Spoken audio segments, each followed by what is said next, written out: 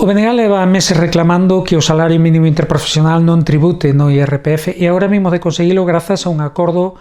co goberno que introducirá unha deducción que fará que as persoas que teñan ese salario non teñan que pagar no IRPF, que ademais será unha medida permanente que asumirá íntegramente o Estado.